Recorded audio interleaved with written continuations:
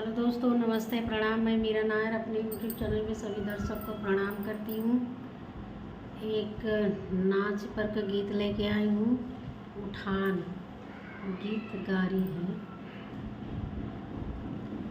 तक दिन भेड़वा तई रात कहाँ रहले, तक दिन भेड़वा तई रात कहाँ रहले, तक दिन भेड़वा तई रात कहाँ रहले, तक दिन भेड़वा रहले त रहले राम खेलावन के से जरिया,